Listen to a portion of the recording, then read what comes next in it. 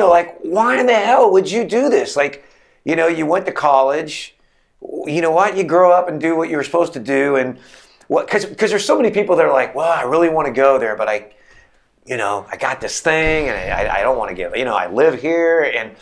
And was it just like never a question? I mean, no, it was never a question. Yeah. I never had a plan B. Yeah. I mean, I never did. I mean, my brother, we played in bands together, rock and roll bands. He was a great rock and roll bass player. And then, one day he got married and he said, well, I can't do this anymore. I want to have a business because I can't make money here. Enough playing around here. And he went off and became a successful businessman. But to me, there was, I just had to continue doing this. I mean, it was just in my, apparently it was in my DNA. Was it even about like I'm going to be rich, or is it just about, I just got to make music? No, it was never about being rich. I mean, although I could fantasize myself being a rock and roll star, but it really wasn't about the money or the cars. It was just like, oh, look, there's that guy who wrote those songs. There's there's Keith Richards, and he wrote Brown Sugar, and he wrote this, and he wrote that. There goes Greg Allman, and he wrote Whipping Post, and he wrote this. To me, that was what I longed for. Yeah. That's what I really wanted to do. That's what I always wanted to do. So there never was a plan B. Right. I never thought, well, if I can't do this, I'll become a dentist. Or if I can't, I'm going to give myself 2 years.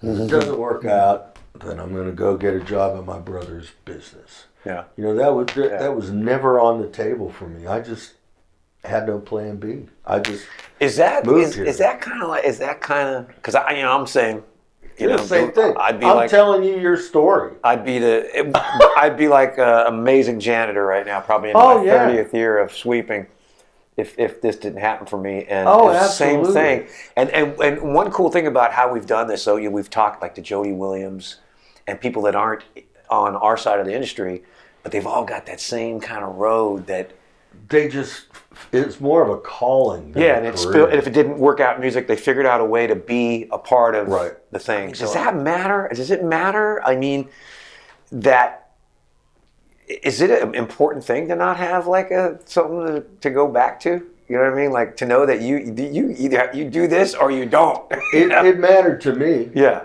It totally mattered. Do you think like if you had some kind of degree, you might have had a point where you went, because obviously ups and downs of the career, would you have gone, man, maybe I should just go back home and I could probably get a thing started over there. That was honestly, Jeff, that was never in my mind. I mean, awesome. the first week I got here. Yeah.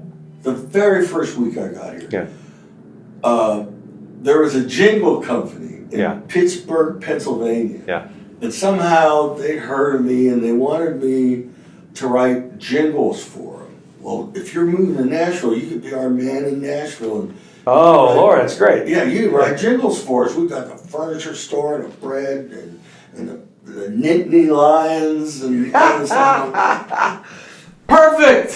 So you got a gig. I got a gig. I'm coming to Nashville and I already got a gig and it's great. So I moved to Nashville. I booked these players that I'd never met, booked a recording studio. I'd never done it before. Yeah. Did all these jingles. Yeah. And all of a sudden, the jingle company closed. And I'm left with bills. We're left with paying everybody. Oh, you got all the studio costs. I got studio all the musicians. It was all in my name. Yeah. And I'm sitting here. I remember going right before Christmas, get some money out of the bank. My accounts were frozen. Yeah. I couldn't get a penny. And I'm just going, oh my God, this is just, I was just blown away. Yeah. I mean, so I just started scrambling. Yeah.